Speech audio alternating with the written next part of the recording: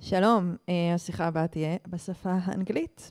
We are speaking in English. We are speaking in English. You're listening to Tether of Solidarity. This is a collaboration between the Tether and Culture of Solidarity. We're here from Bet Romano in Tel Aviv. This is also a fundraiser for Culture of Solidarity, which is a mutual aid that's been working since COVID for the past 4 years and supports four. Yes. Almost 4. And supports, am I wrong? Is it free? 4. And supports families and individuals from all walks of society year long, not only during this catastrophe, but also I'm here with my dear friend and important activist and stand-up comedian in this very unfunny time, Noam Schuster Alyasi. Hi, thank you for coming again. Thank you for having me again. I think that from all the people I know, you are, who are not, direct victims of this situation, you are in a very, very difficult position in these days. So many people tell me that. How does it make you feel? It makes me feel horrible because everything is so horrible. And then people come to me, they're like, oh, honey, I've been thinking of you. You're screwed. How are you? I've been thinking of everyone and everything is really, really bad, but you, oh my God. My comedy writer called me from New York and she's like, throw all of your material to the garbage. Because really? I have a comedy show called Coexistence My Ass. Oh. Which pretty problematic, much sums it up. Yeah. So she's like, all of it to the garbage. Nothing is relevant anymore. We have to start. And you, I was thinking the other day about all of the footage I know of that's now going to waste because of the war. And, it's not one of the big issues at all. We have 1,000 bigger issues. But it's a lot. It's all sorts of stuff. Like I know this guy who made this film, the documentary about the kibbutzim and about how they're very oppressive. This thing's no one's going to ever watch this. Oh, yeah. Never. It's gone. I mean, with Netanyahu in control, you never know. Right. So that's one thing. I have another friend who worked on a documentary project about Gaza, about the history of Gaza. Oh. It's gone. Also, became slightly irrelevant with what we're seeing today. Maybe these things will be adapted in a new reality where, this is way too soon to talk about it, right? But nothing from what was here before in terms of power structures and power relations goes away. Mm-hmm. It's just how are we going to continue talking about it once there is a ceasefire and we start picking up the pieces or whatever happens. And the power dynamics of, the people in the kibbutz. Let's take this topic, for example, which is very, very hard to talk about it right now. Yes. But these are economically stronger people who are largely identified with the liberal left. And the fact that there are so many victims from this demographic is a political issue. It is. Because Netanyahu has no personal stake in releasing these hostages. Who don't support him. Or even accountability for the fact that they were neglected for long, long hours under his supervision. They're not his supporters, so he doesn't feel like he's in charge of them. No. He didn't take any accountability or any responsibility. Now, just last night, we saw this political thing come into life where on the one hand, we had 3 hostages filmed by Hamas. They are obviously by the dresses that they were wearing there in Gaza. Sorry, yes. No jokes. No judgment also, yeah. And sorry. No, it's I'm going insane. It's okay, you can say it. Like a comedian without jokes for 3 weeks. It's like no oxygen, And then it kind of slips out. Yeah. Yeah. And they are yelling at Netanyahu. Now, is it scripted, not scripted? Is she yelling from her throat, from her soul, from her heart? And she's yelling. And, everyone took this video very, very quickly. Like, don't air it. It's a psychological war against us to divide us. But you watch the 3 hostages scream. And you watch this woman saying, Netanyahu, it's your responsibility. Release us, and she's yelling. And a few hours later, the army releases a hostage. Yes. And it's hard not to see the politics inside of it. Yeah, and it's a family that supports Netanyahu. Yes. And whether everything is a conspiracy or not, which, I mean, it's hard to believe. We will never know. We will never know. You see who is Netanyahu's priority and how the political game, this person is our disaster. Yes. He will do everything to destroy us and to divide us in order to keep his seat and in order to not have any accountability, any responsibility. And so, you know, there are internal dynamics among the Israeli victims. A lot of people from the periphery, like from the towns that are predominantly Mizrahi, you know, like Ofakim and Sderot. Yeah, and, you know, largely their economic status is lower than the kibbutz, Ashkenazi, leftist people. They feel underrepresented in the narrative that, you know, the victims are being documented and everything. So, of course, nothing is going to be the same, and people are very, very careful right now to not, you know, talk in a racist way about the, like, privileged leftists from the kibbutz because they were hit so hard. But you see the comments, and my heart breaks because people are like, you're leftist, you deserve this. Like, right-wing bigots have been sending us to Gaza in comments our entire lives, and now literally there are leftists in Gaza. Yeah. I saw that after the release of Yocheved Lifshitz, who was released last week, and did the unimaginable thing of shaking the head of the person who captured her when she was released. So people were saying and also asking, and I saw it, you know, I even saw it in an interview in Haaretz, is it possible that the Hamas released her because she was a volunteer in an initiative, a peace initiative called Road to Recovery, in which Jewish Israelis help Palestinians to get to hospitals. They drive them to the hospitals from Gaza and from the West Bank. And I was like, to even think that, you need to think that the Hamas knows about the road to recovery. He cares about, like, so many assumptions here. Yeah. But, you know, we're talking about Netanyahu and what's going on inside the Israeli society, and I think it's like the biggest blind spot, really, for the West. Oh, yeah. Oh, there are a few more, but it's one of them. Maybe we can list them all right now, but... I love how the global left is like, oh, Israelis get to be white and Palestinians get to be, you know, people of color.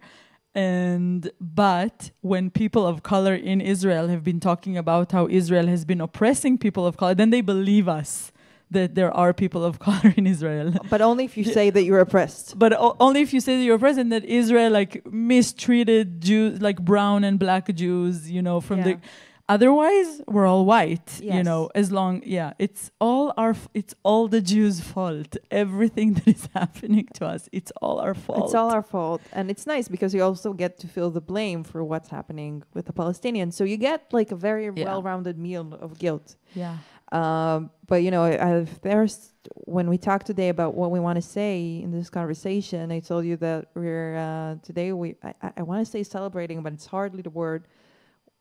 Today is the 1-year anniversary of this government. We're mentioning. It's the outside of this government. Yeah. Yeah. So 1 year ago. Yeah. Yeah, maybe it's a good time to remind people who don't know. Like, one of the blind spots is that a year ago, the most fascist right-wing government in the history of Israel was elected. And replaced a government in which for the first time there was an Arab party. Yeah. And in our leftist circles that talk about democracy and, like, real democracy and tackling the deep issues, you know, of the occupation and rights for all, and, you know, we saw this movement emerging from, you know, the fact that there is the most right-wing fascist coalition to, you know, ever in the history of Israel. And then people, centrists, like light right-wing and leftists, like all the spectrum, were like, oh, democracy was never perfect here on the spectrum of us, like knowing that there was never full democracy. That's a very big understatement. To people who were like, oh, we had a democracy up until now, and these guys... They stole it from us. And they're going to steal it, so let's take it to the streets. And people don't know that for the past year, we were part of a movement. We can call it a movement. It's a movement that, it was estimated by the Israeli police that 7 million Israelis attended protests against the government.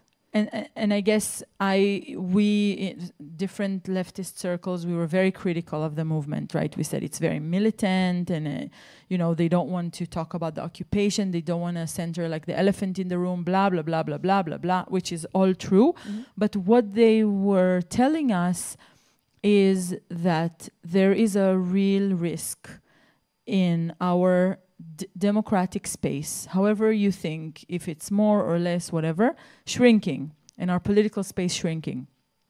And I don't know if I knew fully what they were talking about because I was already questioning this democracy beforehand, right? Mm-hmm. But now I look at this like, liberal Zionists that didn't speak fully my political language, or I'm assuming your political language. And I was like, fuck, they were right. Because I haven't posted anything on Instagram for the past few days because the amount of threats and the amount of fear is truly numbing. The amount of messages that I'm getting and the amount of real, friends are really hiding. Friends are really having police come to their homes for text messages. So let's just dive into this for 1 second because I think it's a huge issue, and I really want to get into the raw details of it. Is it comfortable? Are you comfortable talking about Maisa and the story that happened? Yeah. There? Okay. Yeah. So Maisa Abdel Hadi. Is a Palestinian with Israeli nationality actress. Pretty successful one, I have to say. Did a bunch of TV shows, did a bunch of movies. Yeah, she's a star. Yeah. She's a star, and she published, I have to say, it was heart-wrenching, the story she posted on October 7th. And immediately there was a huge backlash, okay? She was celebrating the kidnaps and the massacre, and it's difficult stuff to see. But immediately she got a very strong backlash, and then a couple of weeks later, it turned out to be something completely different when the police arrested her for supporting terror, which is, I think, somewhat like the state's very vague definition.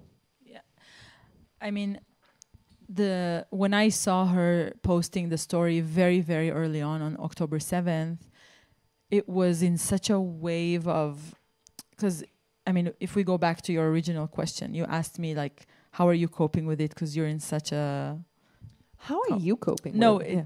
Because you said, and on October 7th, it was on steroids because I was getting the information from my Israeli Hebrew feed, and then I saw the Palestinian feed, and I was like, it's like my entire being, my entire life is just collapsing into one thing. And I was like, how am I going to navigate this? And how am I going to even... And I really think I'm not defending anyone, not from the Israeli side, not from the Palestinian side. I'm not being anyone's advocate, really. But because I know, my Palestinian friends that are... there are people who truly say things like, oh, they broke free and the ghetto, and I'm so happy that they broke free and this is resistance and blah, blah, blah. And they still say, this is, we can talk about it. And this is, for me, it's unacceptable. But in this case, like Maisa, I know that it was the first hours where things were not clear to any of us. And I don't think she knew the scale, and I don't know if she really understood the scale. It's still not, it's not okay. It's not okay. It's really not okay. But let's just remember that it's one person's opinion on social media. And then they arrested her. They took her, they investigated her, they released her to home arrest. And in between, the Israeli police released the phone. photo. They took her phone, but they also released the photo of her standing in handcuffs. No, but she was in custody. She was she was arrested. She was released to home arrest. Oh, sorry. Everything was quiet for a little bit, right? Just so you understand the pressure of how Palestinian citizens in Israel are being silenced and threatened and hunted, like for real. She's home, she's in house arrest, and then she's released and everything is fine. And then a celebrity goes back into the archives and pulls out the story that she posted from October 7th, where we have much more urgent things to deal with right now, and then posts, and then the whole media freaks out. All the celebrities freak out, all the gossip pages, and then begins the nightmare. She was arrested. She was taken back Arrested to custody. again, and then which is crazy. Like she was also the. It's not that the law enforcement was not aware of her statements. They were. It wasn't that she said anything new. Exactly. They it's because rearrested her because the public pressure, which is insane. And not only insane, it's a way, and this is very important to listen to this, because Ben Gvir is such a little, shit, really. He doesn't have anything to do. He is the Minister of National Security. He's the Minister of National Security, a.k.a. Terrorist, Jewish he's fascist. Yeah. And he's so weak. He's so weak, and he doesn't have anything, tangible to contribute to our security, that the only thing that he can do is go against a defenseless actress who did a horrible thing and should apologize for it. And what they did is they took a picture of her handcuffed in under like a huge Israeli flag. This is a move of someone... In a police station. Yeah. This is a move of someone with a very, very small... mind? Yes. Also, I just want to go back to, Ben-Gvir was found... he was declared a terrorist by Israeli authorities. This is not our opinion. He was not. The army wouldn't take him because he's a terrorist, and now he is in charge of the Israeli police. Yeah. And one of the things that I found amazing, and we'll circle back to Maisa in a second, is that he's been spending since October 7th. He was not only inciting against Palestinian population in Israel, but also saying that there will be civil war and handing out guns. So many guns, in fact, thousands of guns, that the American government told Israel, if you will let this guy continue handing out guns, we will not send you any more weapon, which I find so sobering. It's so incredible that it's like when you're you're that drunk friend in a bar, and you have that friend that is like, stop drinking right now. Yeah, and then you have another friend who's like, just give him another shot. Yeah, this is the Israeli government. Yeah, yes, for sure, and it's insane. And okay, so circling back to Maisa. No, but also just a last note on Ben Gvir is his last video on Twitter is him saying to the camera, the Israeli government is allowing aid trucks into Gaza to help instead of like bombing all these terrorists. I'm like, you are the government. Like, who are you? Like, you're not in opposition. You are the guy. Are you like against yourself? Really, you can't make this up. I don't know. The incompetence of the Israeli government is really something. We have I don't know if people know that we don't have leaders. Netanyahu, the day before he took credit for the release of this hostage that the army and the Shabak, the secret services, released, he was tweeting against them that they're responsible for October 7th, and now he's him. I mean, people are not aware of really the internal really fuckery that is happening here. No, because I think one of the sentences that I hear a lot is since October 7th, and I think at least once a day someone tells this to me: there is no state, it's only people. And I don't think anyone who's not in here right now can understand to the fullest the horror that this sentence unfolds. Right?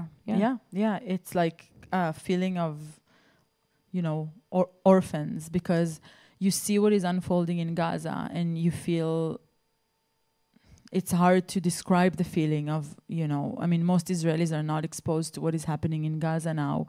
And if you have the most simple, basic empathy for Palestinians and most simple empathy for human life, and you can't express that, the price for us to express our empathy towards Palestinian people now in the climate here, it's so scary. And so going back to, you know, the movement that was started a year ago when the Israeli government, when this most right-wing fascist government was established, and then we took it to the streets, and the movement told, you know, they were saying our democratic and political space is going to shrink. I think now we feel it. And it goes, and it's connected to Maisa.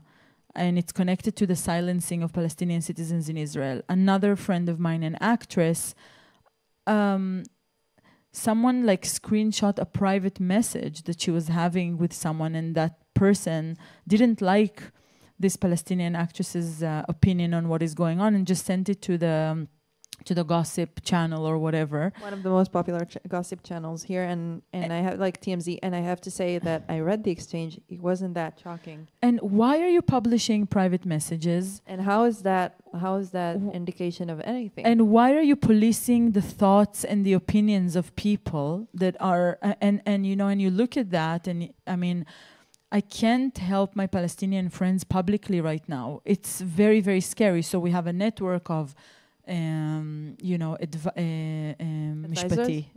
Like legal advice? Legal advisors and like all kinds of support. And I'm doing everything behind the scenes and on phone calls and on Signal, because it's like you can't even have conversations on WhatsApp.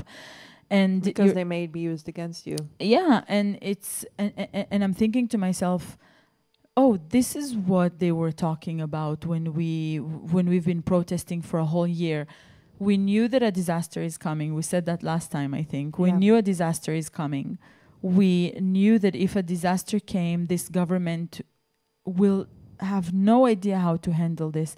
And we were right. And we don't have a space now to protest. And I'm not even talking about, you know, it's not even a radical, you know, let's say there are a few people who believe in ceasefire, and then the spectrum of a ceasefire. What is a ceasefire? You know, for the hostages, because we want the bloodshed in Gaza to stop, you know. For a humanitarian cause. Exactly. Yeah. None of this is relevant. We can't hold these signs. We can't, you know, protest. Everything is, I mean, even the families of the hostages are not... It's not a consensus that it's okay that, you know... To support them. Yeah. Yeah. It's not okay to support the cause of releasing the hostages, which is crazy.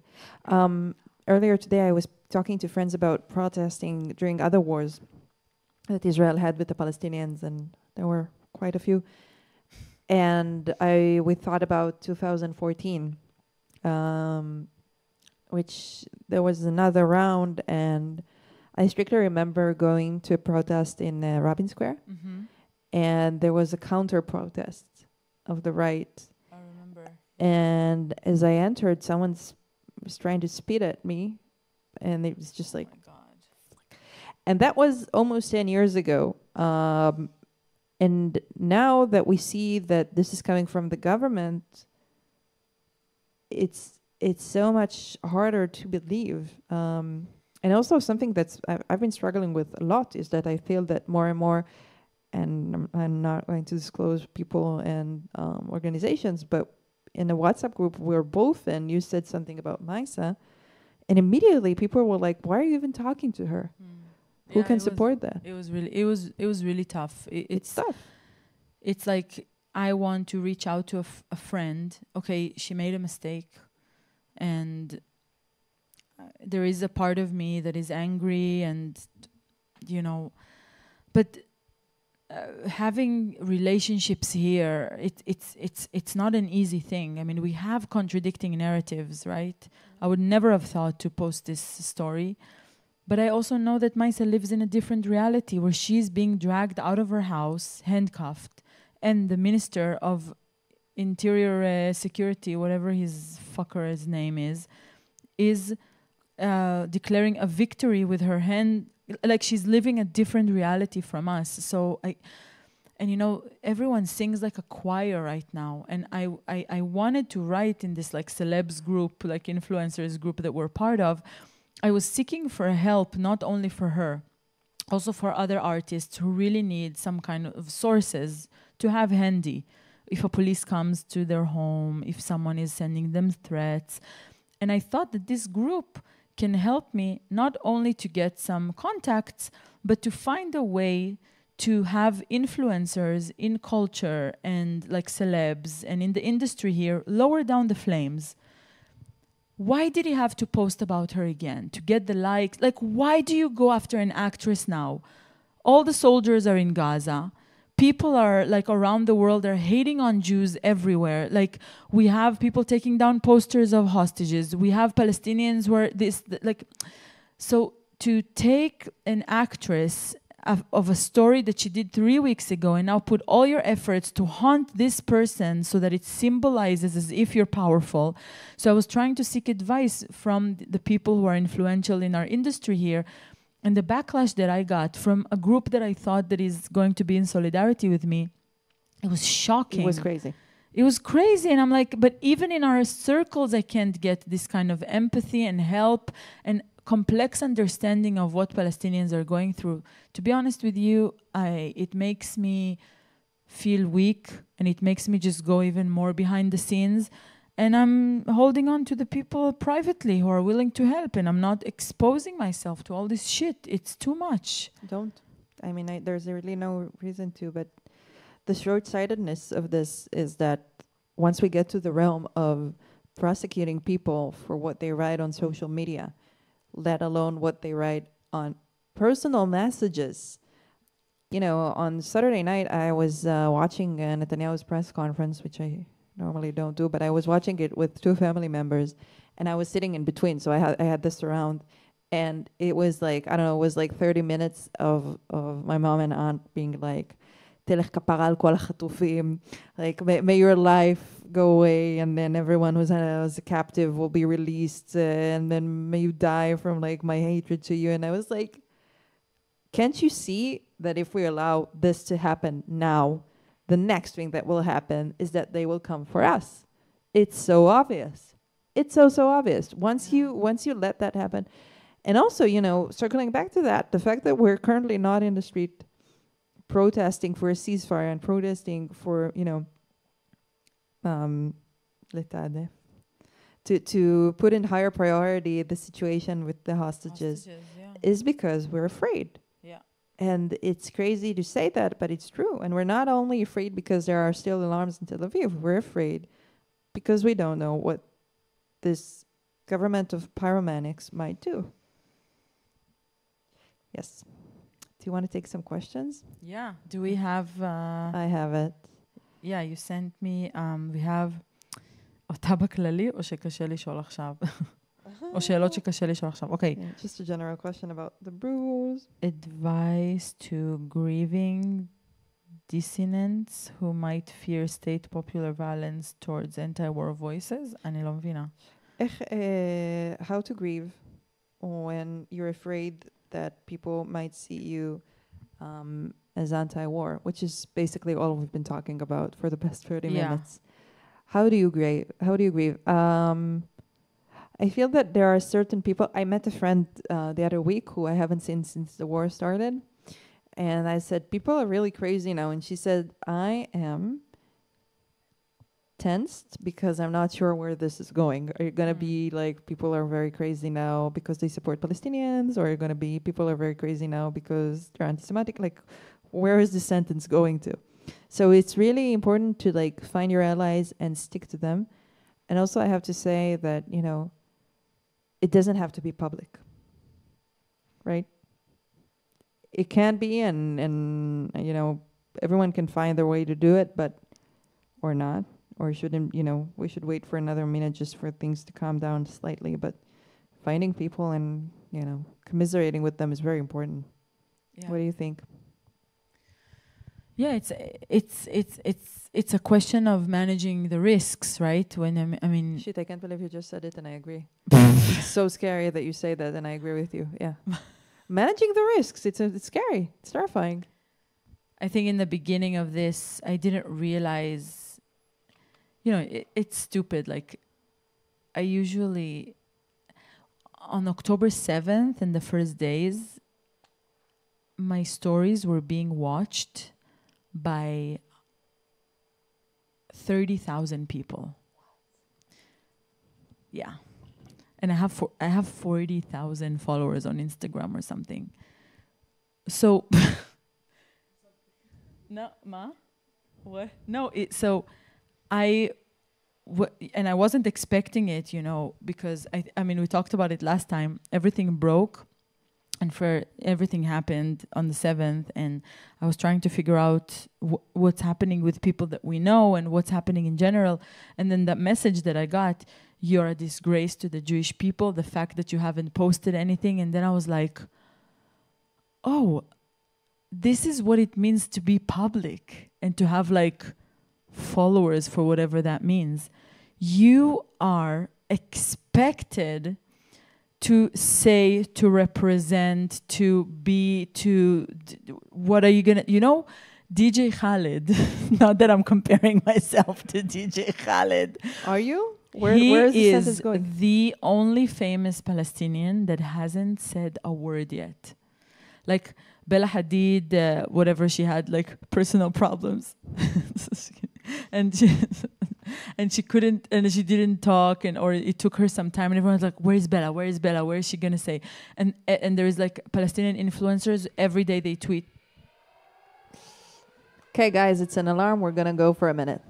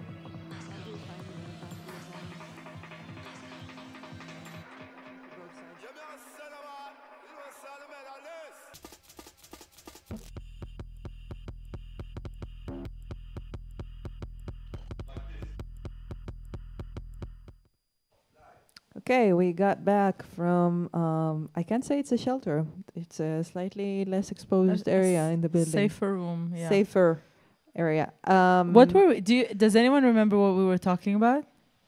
No. Okay. Okay. DJ Khaled, how could we forget? So DJ Khaled, another one. It's like everyone, every day, a lot of influencers are like, has DJ Khaled said anything? Your Like, silence is deafening. Like DJ Khaled, your silence is deafening. It's like you're expected to do something. And yeah, when you post an opinion and 5,000 people like it, you have a feeling that your voice has agency and you're making a change and influence. And you don't think that you're making a change?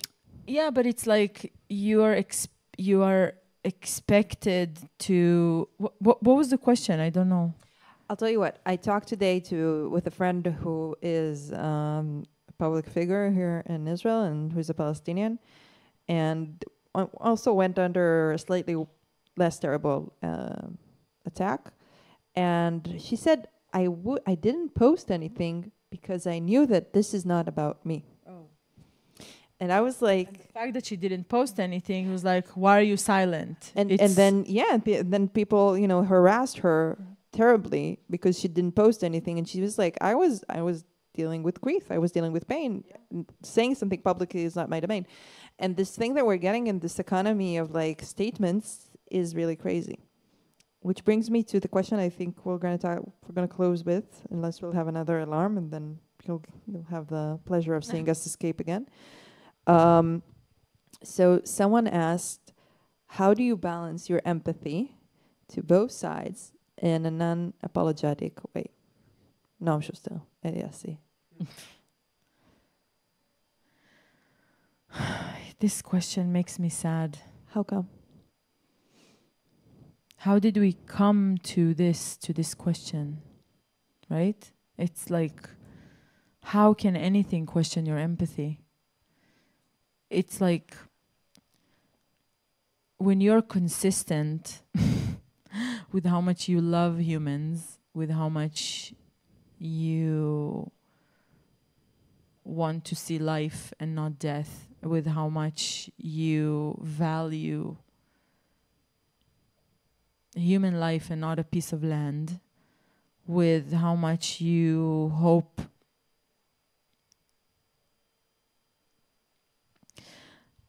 I really am struggling. A lot of people are telling me it's hard for me to feel empathy for the other side, and I understand that. I understand the feelings of revenge, and I understand the feeling of I can't.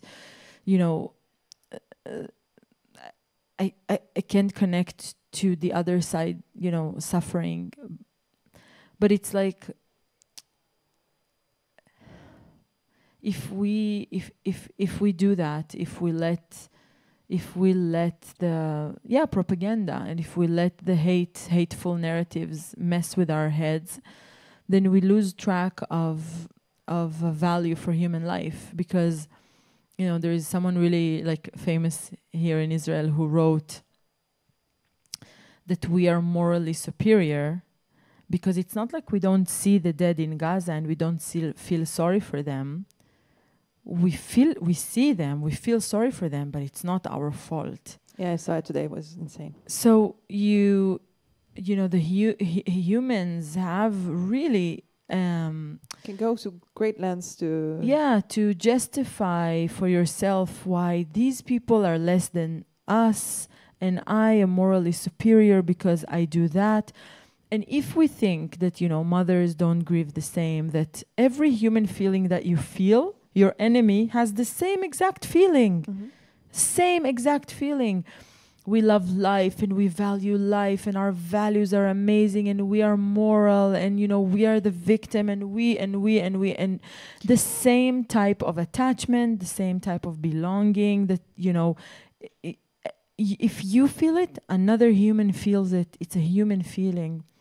Being barbaric and slaughtering and abusing people, if one group does it, another group does it. I've seen genocide survivors in Rwanda I've seen genocide survivors in Kosovo. I've seen genocide survivors in Cambodia. And my grandmother is a Holocaust survivor. People don't have mechanisms just in one place for certain, type of people. Mechanisms of violence and hate, are repeated, are perpetrated. If you are a victim, it doesn't exempt you from being a perpetrator. Of course. And that's why October 7th was a mindfuck. It was a mindfuck for the way we think about this conflict, for the way we think about the power relations, for the way, here's my best friend, a Palestinian friend from Jaffa. We speak every day. We speak every day, even, when things are tough, like we check in. Every day. We check in with each other because, it's hard. There are different I feel a sense of belonging to, the people who can sympathize with both people more than I've ever felt before in my heart. And it's very, very hard for me because a lot of people on the other side who had problem being sympathetic to our pain, I've discovered some tough truths about other people, and same goes to like our people that are, a lot of people in the left circles are also speaking in a very, very harsh rhetoric, that it's hard to see humans right now, and it's hard to stand with your morals, and it's hard to center your humanity. But it's also, I think it's very powerful what you're saying, because also on one hand, when we say, no, Israelis and Jews specifically, we sanctify life and they sanctify death. And, if you stick to that, you can't, you dehumanize your opponent, your enemy. Just understanding that your enemy does the same thing to you, that your enemy thinks we sanctify life and land and they don't. So all of this comes back to, and I think this will be the closing statement. I listened today to your podcast. That's called The Political Date. I love it. And it's in Hebrew. So only us can enjoy it. But you spoke the chosen people. Only chosen people. Superior. Yes. You spoke with Mao Zedong, who is, I think, a Buddhist saint who was not yet declared. And this person, both his parents were murdered. And this is a person who spent his whole life creating businesses that are, I try to not use the word coexistence, that exemplify a way for equality and shared equality Arab and Jewish shared vision, of Palestinians and Israelis. Both of his parents were murdered on October 7th. And when you talk to him, it was a very hopeful conversation, which is wild. Wild. How do you think this person became such a saint? When it's in your bones, he said, my parents, I will only be happy if my parents are victims of peace. My parents are the last victims. When it's in your bones and you know the mechanisms, right? You know that more violence will only lead to more violence and it's not the solution, and you know it really in your veins, then you can fast forward and overcome your feelings of revenge and wanting to control and everything, and understanding that you have the power. You're in suffering right now, and your suffering can help prevent, what to come. It's easy for us to talk. Like, I was in a shooting, in Dizengoff Street when a guy from Jenin refugee camp shot 3 people. It was behind. I had a real crisis with myself. Like, I was so close. I was like, when our political ideas meet our personal grief, it's something else. It's something where you have to really look deep into your heart. Maoz, I don't know where he has a hostel in Nazareth with business partners who are Palestinian, and I went there to grieve.